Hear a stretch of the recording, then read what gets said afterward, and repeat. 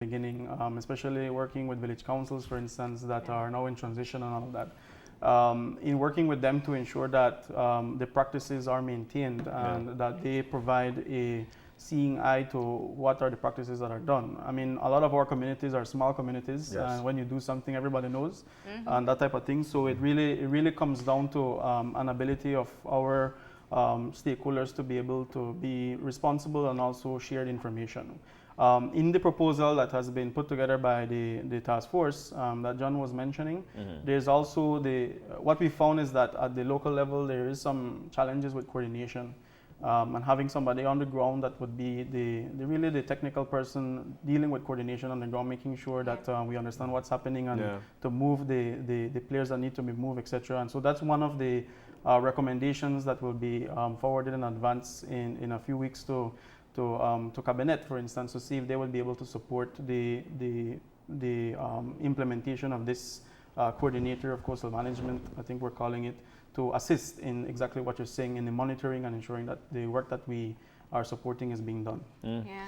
I think that fundamentally what we really would want is to have the one entity to be identified as the go-to entity that's going to address the sargassum. We believe that NEMO is the best entity that has the structure, the expertise to be able to deal with that situation, emergency situation, because it is an emergency. Since they are the entity that already have the structure in place for hurricanes. So, you know, this is not a hurricane, but it's an emergency. It is an emergency. It's something that we need to take seriously and we need to address it. So we believe that NEMO is the entity that should be able to manage whatever funding to do the cleaning up and whatever coordination and management. And they can have more direct, they already have communication with the local governments as well, because you know, once hurricane comes into, you have to have a very well coordinated machinery to help the people, removal, preparations, warnings, and so on. So we're looking to see how government is going to respond to what we're proposing, and we do hope that it's going to be much more sooner than later, because the problem is here and it's in the summer. It is. Yeah, and I think that, you know, while right now you can only speak anecdotally of the implications on tourists, it is a very uncomfortable situation to wake up to the smell of sargassum, and you can't work 24 hours. But I just wanted to point out, there is a highlight in terms of our own progress here in Belize and what we've been doing, and I really wanted to take the opportunity to talk about it, and that is our forecast system that you're doing along with our good friends at the National Met Service. So tell me about this aspect of addressing the problem, and also how in leading this particular path for the rest of the region. So in our strategies at the task force, one of it has to do with containment and collection and disposal, which we spoke about already. But we did find that forecasting and monitoring is fundamental. That's what allows us to prepare and to plan when hurricanes come, for instance. So we have been working with not only the Met Office, with the Department of Civil Aviation, with their partner COSESNA. NEMO has been fundamental to this, developing this system, and also with one of our commercial airlines, Maya Island Air. What we found is that currently the forecast that is coming out of the Met Office, and I know that you asked this morning if there is, sometimes it's difficult because of the detail of the data that the satellites show. And that has been the challenge. So sometimes we get some good data depending on cloud cover and sometimes not. So what we're doing is that we do have a few models that the Met Office is using in terms of satellite information and imagery. We want to complement it with a ground truthing mechanism. Mexico is doing it using drones in some areas, but we also have I think the opportunity and the great thing that we have local airlines flying our airways on the coast every hour. So they can track. So we're working with Maya Island Air, for instance, and hopefully we'll be able to expand to all our flights within the region for the pilots to be our seeing eye on the coast. There's been a map grid that they'll only have to say the code of where the sargassum is seen on the map. They would radio that in directly into the Met Office. NEMO donated a radio, and that antenna system is being put up as we speak, so that the Met Office can use that information on a daily basis to complement what they're seeing on the satellite imagery and provide a much better and detailed forecast on a daily basis.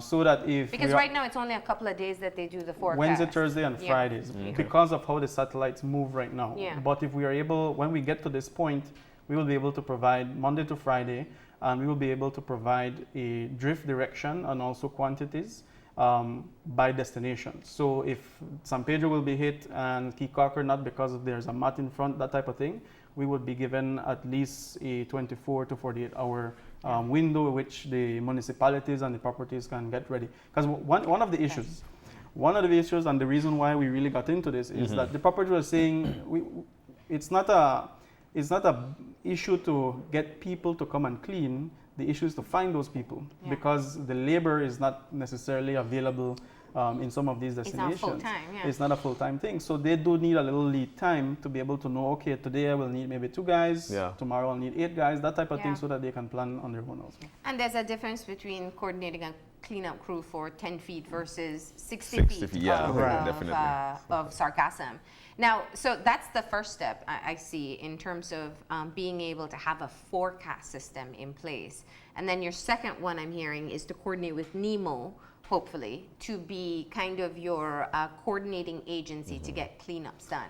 But how do you balance between public spaces and private spaces? Because some of the beaches shouldn't be sectioned off, but they are sectioned off or less accessible. So one of the, it's part of the proposal that we're working on as we speak. What we learned in last year and the beginning of this year with what was done in terms of tax relief. Tax relief was given to all properties on the beachfront, no matter what. Some properties did their cleanup, some didn't.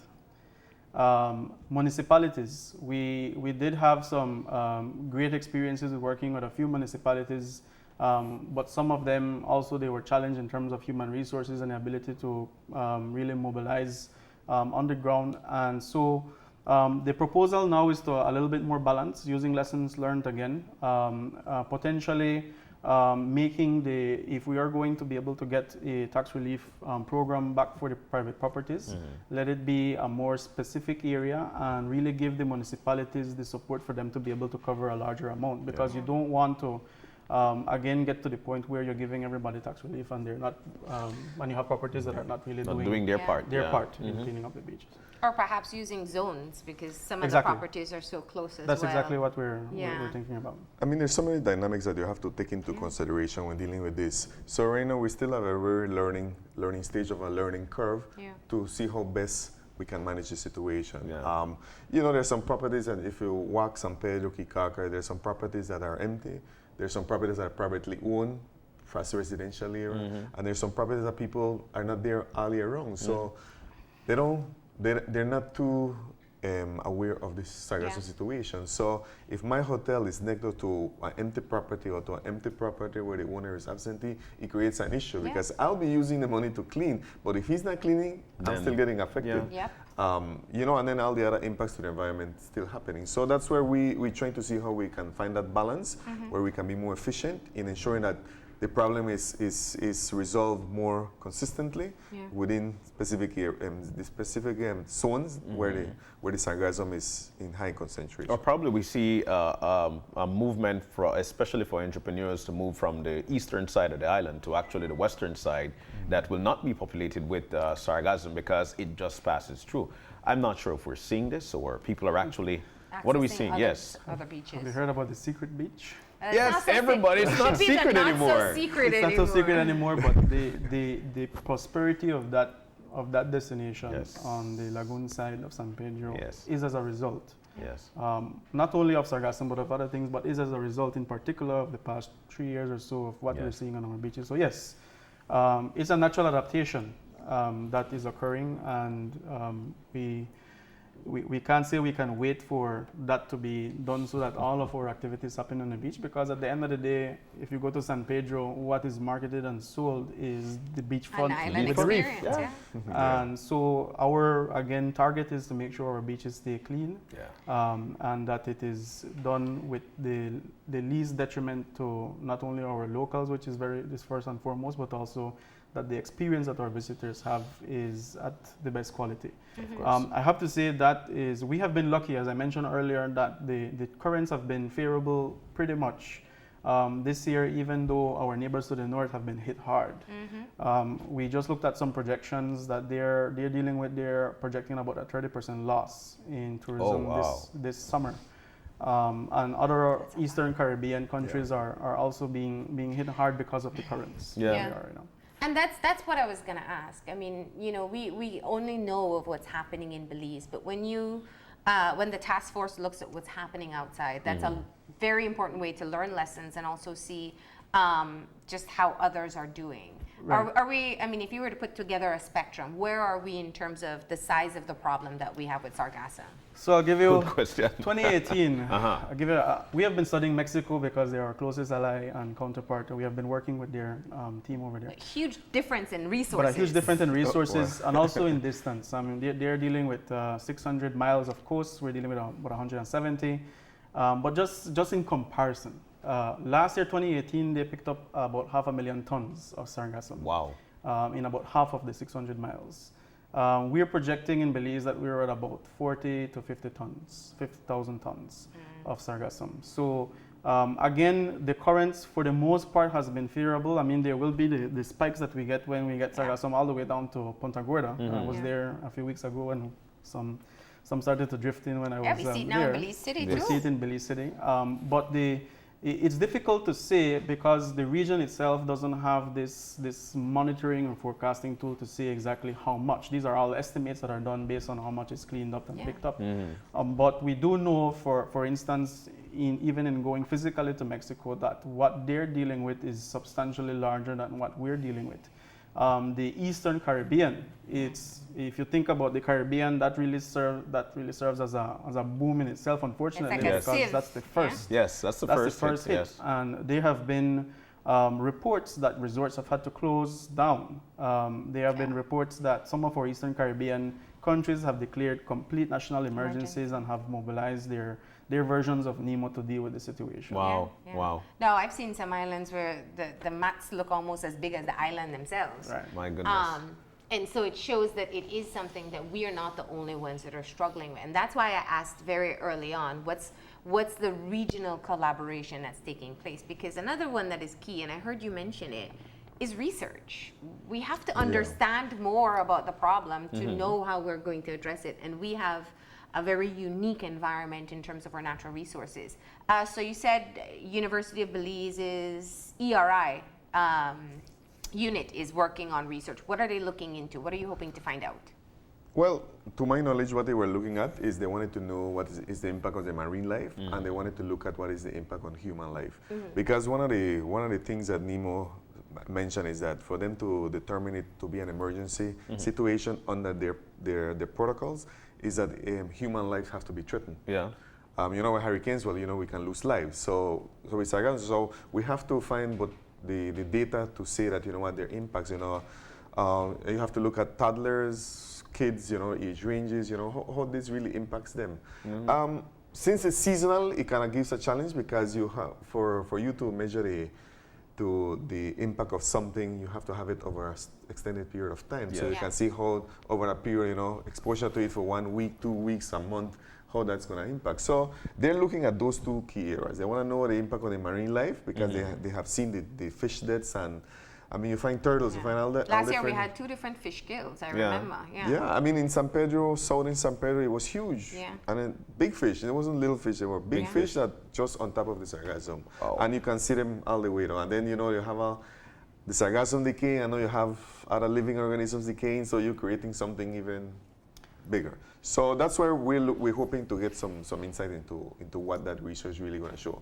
Because one of the things that Abil had mentioned is that the composition of sargassum for Belize is different than the composition of sargassum in other regions. Yeah. For whatever reason, we don't know why that is. You know, I think ours has a little bit more metals in it.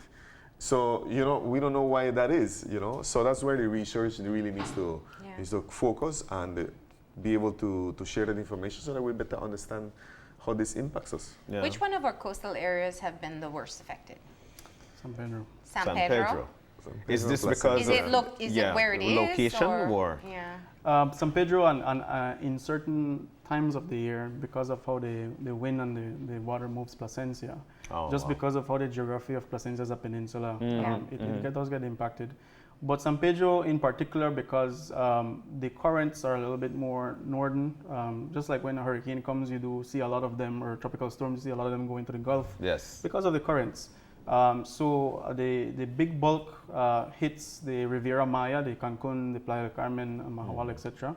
And we do get the residuals of that. So San Pedro does get the majority of the brunt as we speak. And I'm sure because of the where our islands are situated, we've got tons of islands right in front of our country, which would be the first hit then. I'm not sure if this is the case in Mexico, for them to be getting all this sargassum.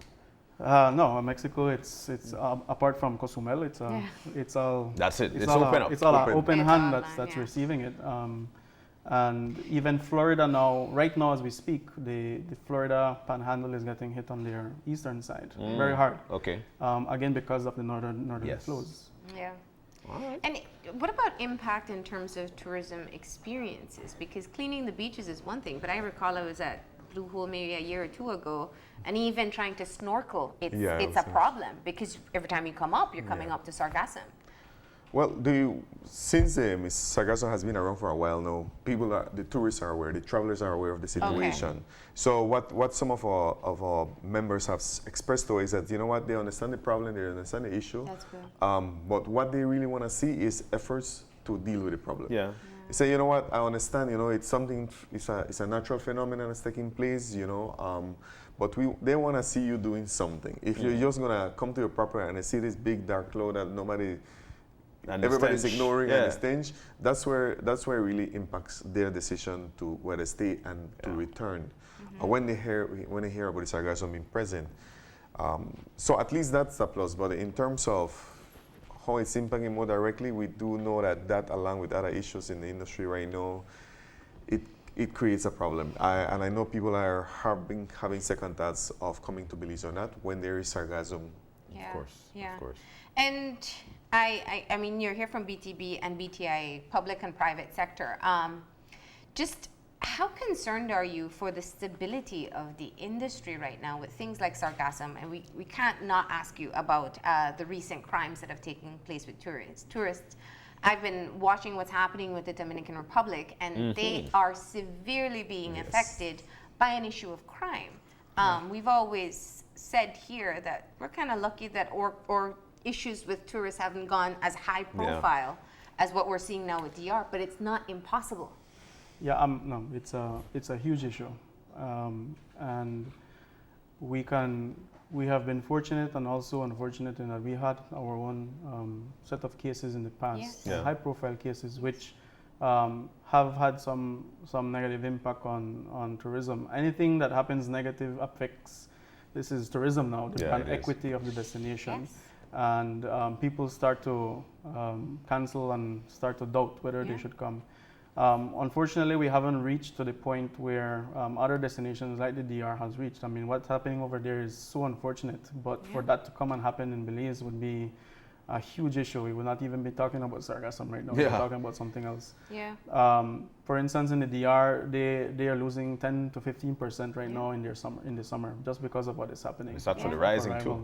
Yes. And it's something that from a sort of disaster or emergency response is something that I know that the BTB has had a lot of work done in how to handle it. A lot of it is about information. Even with the DR, we've seen that information flows to and from clients and the people that have been affected has not been as effective as they would like, and that is creating some of the issues.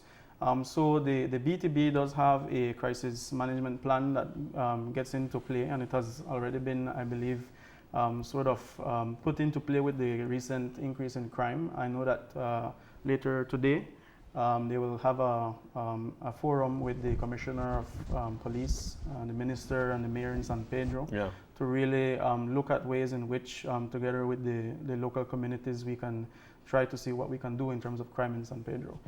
But it is something that any crime, it doesn't take 10, it takes one, really that becomes of major interest to us.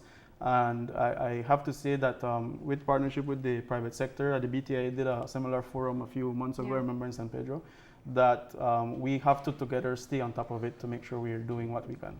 All right. Well, let me tell you, since the situation on Sunday, where there was collateral damage in terms of what happened to the tourists that goes on a fishing tour, one of the things that we need to realize is that how big fishing is in Belize. Sports fishing, fly fishing, is huge. And that's what one of the number one attractions that a lot of tourists come to San Pedro and other coastal destinations.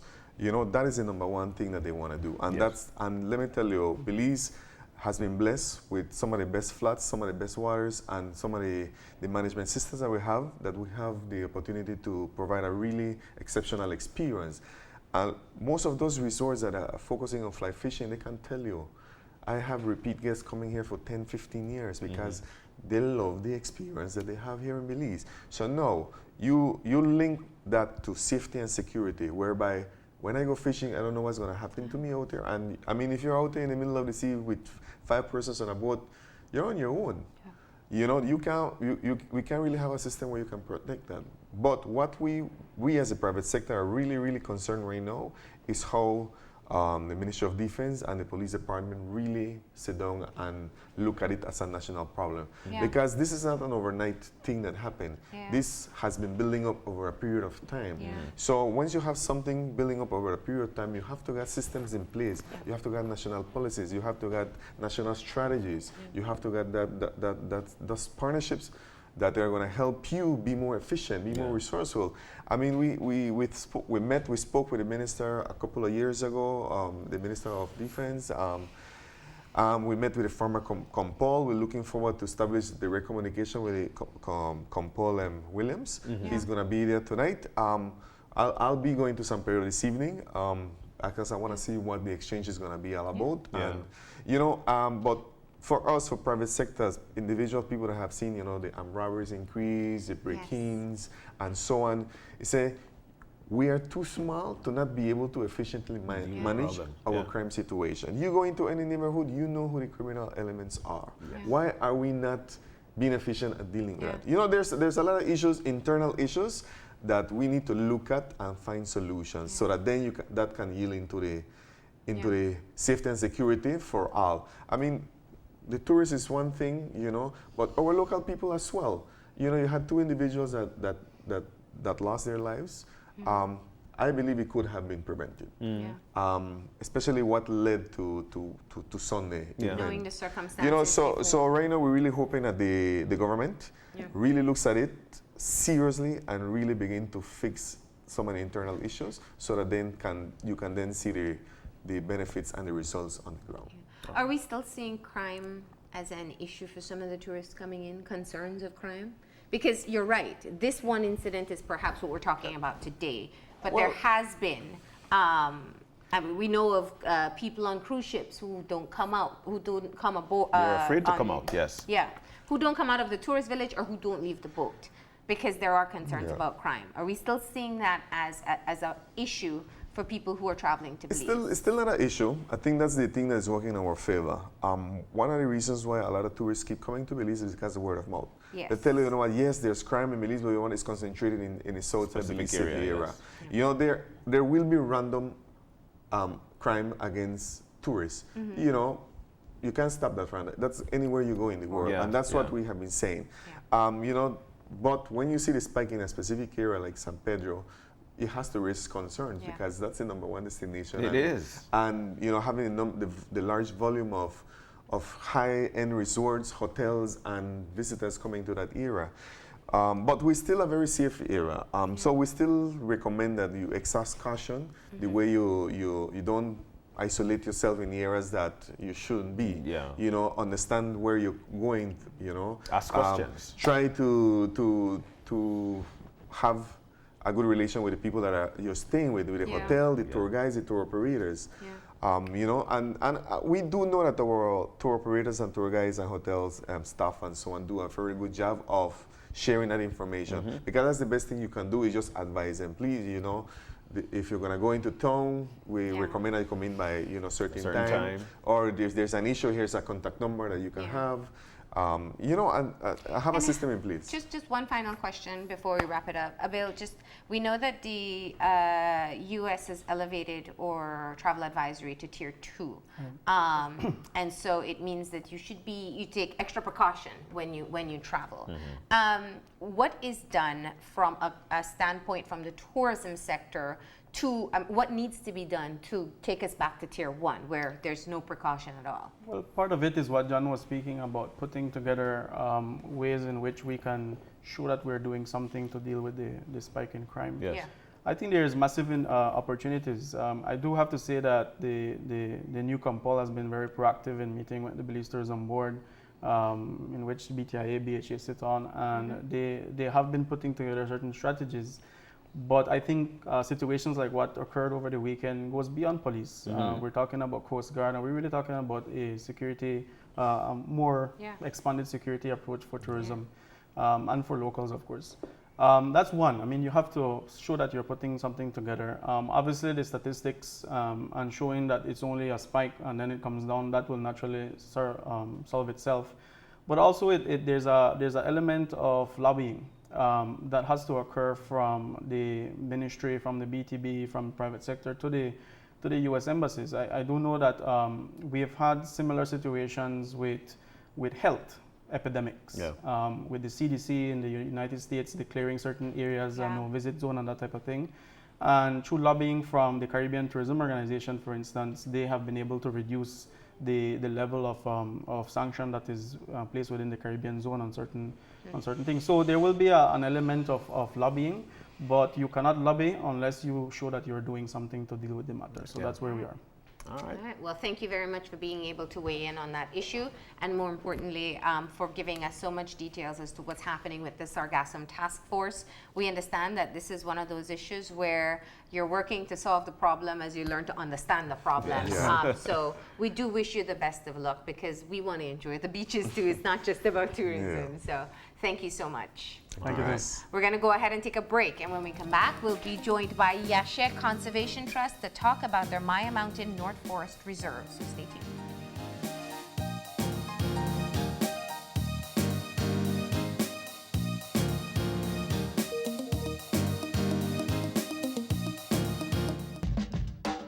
65 years ago, Don Omario started with one bar and a vision: to capture the taste of Belize and share it with the world. Realizing that this vision would not be easy, the Perdomo family pulled together and rose to the challenge. In 1995, they became the first exporters of fine Belizean rum. 65 years later, with the oldest distillery in the country, their drive for excellence is as strong as ever, gaining them recognition and awards from around the world. But more than that, their core family values and pride in Belize keeps them giving back. The challenges were many, but the compromises were none. In the pursuit of great taste, Travelers Liquors has shown the taste of success is sweet indeed.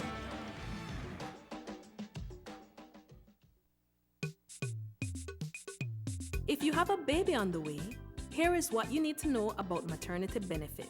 It includes both an allowance for 14 weeks and a grant, which is a lump sum of $300. The basic requirements are: you must be employed, you must have at least 50 paid contributions, and you must have continuous contributions leading up to delivery. To apply, a licensed doctor certifies the expected date of delivery. The employer completes the salaries record. Submit your completed claim form as soon as possible. After giving birth, submit your continuation claim no later than 3 weeks after delivery. If the mother does not qualify, the father of the child may qualify for the maternity grant. Want to know more about maternity benefit or grant? Visit our website or contact any of our offices to have someone assist you. Also, be sure to visit our Facebook page and give us a like to stay informed. Social Security Board, safeguarding you, your family, your future.